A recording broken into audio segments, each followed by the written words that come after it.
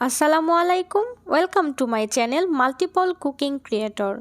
আজকে তৈরি করে দেখাবো মিক্সড ভেজিটেবল পরোটা। খুব হেলদি আর তৈরি করতেও বেলাবেলির কোনো ঝামেলা নেই। আর এক রেসিপিতে দুধ, ডিম, সবজি সব কিছু একসাথে খাওয়া হয়ে যাবে। সকালের নাস্তায় ঝটপট তৈরি করে নিতে পারেন, চাইলে বাচ্চাদের টিফিনেও তৈরি করে দেয়া যায়।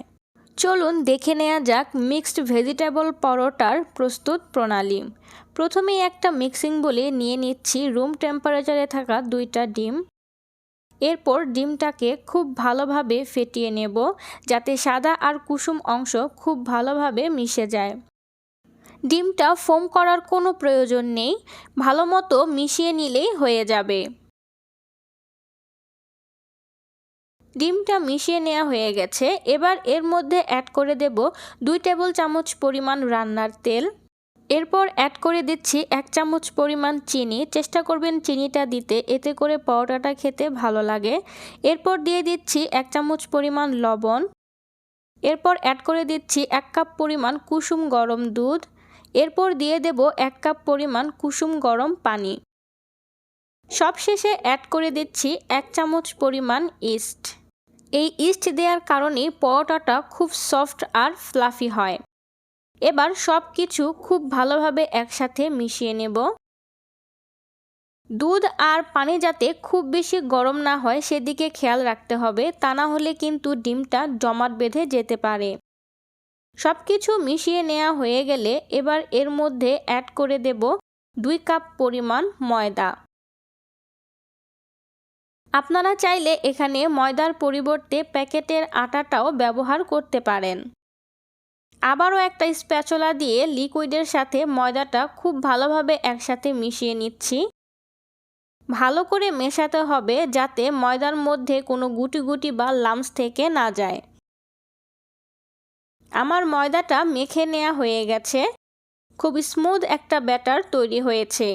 এবার এটাকে রেস্টে রেখে দেব আধা ঘন্টার জন্য। এতে করে যে ইস্টটা ব্যবহার করেছি ইস্টটা অ্যাক্টিভ হয়ে যাবে। এদিকে আমি কিছু সবজি আর মশলা নিয়ে নিয়েছি। গুঁড়া মশলার মধ্যে এখানে নিয়ে নিয়েছি 1/2 চামচ পরিমাণ লাল মরিচের গুঁড়ো। এরপর নিয়ে নিয়েছি 1 চামচ পরিমাণ চাট মশলা। এরপর নিয়ে নিয়েছি 2টা কাঁচামরিচ কুচি, 1/2 চামচ পরিমাণ গরম মশলা গুঁড়ো। এরপর সবজির মধ্যে নিয়ে নিয়েছি 1 কাপ পরিমাণ আলু কুচি। আমি গ্রেটার দিয়ে আলুটাকে গ্রেট করে নিয়েছি। এরপর নিয়ে নিয়েছি 1/2 কাপ পরিমাণ টমেটো কুচি। এরপর নিয়েছি 1 কাপ পরিমাণ গাজর কুচি। এরপর নিয়েছি 1/2 কাপ পরিমাণ ফুলকপি। নিয়েছি 1/2 কাপ পরিমাণ ধনিয়া পাতা কুচি আর সবশেষে নিয়ে নিয়েছি 1/2 কাপ পরিমাণ পেঁয়াজ কুচি। আপনারা এখানে আপনাদের পছন্দ মতো যে কোনো সবজি অ্যাড করে নিতে পারেন। ফিরে এলাম আধা ঘন্টা পর। রেস্টে রাখার কারণে ব্যাটারটা অনেকটাই ঘন হয়ে গেছে আর একটু ফুলে উঠেছে। এবার হালকা একটু নেড়ে চেড়ে ব্যাটারটাকে একটু মিশিয়ে নিচ্ছি। এবার এর মধ্যে অ্যাড করে দেব আগে থেকে কেটে রাখা সব সবজি। খেয়াল রাখতে হবে সবজির মধ্যে যাতে এক্সট্রা কোনো পানি না থাকে, তাহলে ব্যাটারটা অনেকটাই পাতলা হয়ে যাবে। আর এখানে আপনারা আপনাদের ইচ্ছা অনুযায়ী সবজির পরিমাণ আরও বাড়িয়েও অ্যাড করতে পারেন। যত বেশি সবজি দেয়া হবে পরোটাটা খেতে ততই ভালো লাগবে। সবজিগুলো দিয়ে দেওয়া হয়ে গেলে এবার একে একে গুঁড়া মশলাগুলো অ্যাড করে দেব। প্রথমেই দিচ্ছি 1/2 চামচ পরিমাণ গরম মশলা গুঁড়ো, 2টা কাঁচামরিচ কুচি, 1 চামচ পরিমাণ চাট মশলা, দিয়ে দিচ্ছি 1/2 চামচ পরিমাণ লাল মরিচের গুঁড়ো। এবার সব কিছু একসাথে খুব ভালোভাবে মিশিয়ে নিচ্ছি। আমি যেই পরিমাণে দুধ, ডিম আর পানি অ্যাড করেছি এতে করে পারফেক্ট একটা ব্যাটার তৈরি হবে।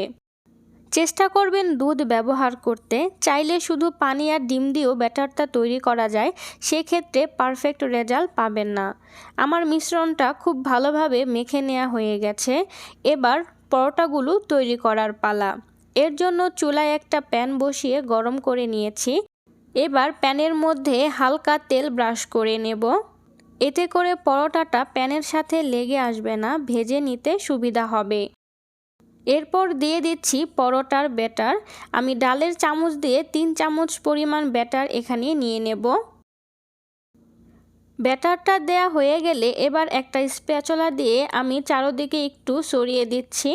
যেহেতু ব্যাটারটা একটু ঘন, তাই ছড়িয়ে না দিলে মাঝখানে ভাঁজ হয়ে থাকবে, পরোটাটা গোল হবে না আর দেখতেও সুন্দর লাগবে না।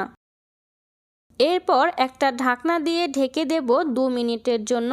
যেহেতু পরোটাটা ভারী আর এখানে সবজি ব্যবহার করা হয়েছে, ঢেকে দিলে ভালো মতো কুক হবে। ফিরে এলাম 2 মিনিট পর, ঢাকনাটা তুলে নিচ্ছি। এবার ওপর দিয়ে অল্প পরিমাণে তেল ব্রাশ করে নিচ্ছি। এই পরোটাটা ভাজতে খুব বেশি তেলের প্রয়োজন হয় না, তাই সকালের নাস্তার জন্য পারফেক্ট একটা রেসিপি। এবার আমি পরোটাটা উল্টে দেব। এবার আর ঢাকনা দেওয়ার প্রয়োজন নেই। মিডিয়াম হিটে উল্টে পাল্টে 1 থেকে 1.5 মিনিট ভেজে নিলেই পরোটাটা তৈরি হয়ে যাবে। আমার পরোটাটা ভেজে নেওয়া হয়ে গেছে, চুলা থেকে নামিয়ে নিচ্ছি। একইভাবে আমি আরও একটা পরোটা ভেজে নেব। এর জন্য প্যানে সামান্য তেল ব্রাশ করে নিচ্ছি। আপনারা চাইলে এই তেলটা নাও ব্যবহার করতে পারেন, শুধু ভেজে নেওয়ার সুবিধার্থে আমি এখানে তেলটা ব্যবহার করেছি। এবার প্রয়োজন মতো ব্যাটার নিয়ে নিচ্ছি। ব্যাটার দেয়া হয়ে গেলে আবারও স্প্যাচুলা দিয়ে গোল একটা রুটির মতো তৈরি করে নেব। এরপর ঢাকনা দিয়ে ঢেকে দেব 2 মিনিটের মতো, এতে করে পরোটাটা পারফেক্টলি কুক হবে। 2 মিনিট পর ঢাকনাটা তুলে নিচ্ছি। এবার উপর দিয়ে সামান্য তেল ব্রাশ করে দিচ্ছি। আপনারা চাইলে তেলের পরিবর্তে এখানে বাটারও ব্রাশ করে দিতে পারেন। এবার পরোটাটা উল্টে নেব। এবার আর ঢাকনা দেব না, উল্টে পাল্টে মিডিয়াম হিটে পরোটাটা ভেজে নেব 1 থেকে 1.5 মিনিটের মতো। পরোটাটা ভেজে নেওয়া হয়ে গেছে, চুলা থেকে নামিয়ে নিচ্ছি। একে একে আমি সবগুলো পরোটা তৈরি করে নিয়েছি। আপনাদেরকে দেখিয়ে দিচ্ছি পরোটাটা কতটা সফট আর ইয়াম্মি হয়েছে। বাসায় একবার হলেও ট্রাই করে দেখবেন, তাহলে প্রতিদিনই এই পরোটাই খেতে মনে চাইবে। আর এক রেসিপিতেই দুধ, ডিম, সবজি সব কিছু খাওয়া হয়ে যাবে। এমন মজার মজার রেসিপি পেতে আমার চ্যানেলটা সাবস্ক্রাইব করে সাথেই থাকবেন। লাইক, কমেন্ট অ্যান্ড শেয়ার করতে ভুলবেন না। সবাই ভালো থাকবেন, সুস্থ থাকবেন। আল্লাহ হাফেজ।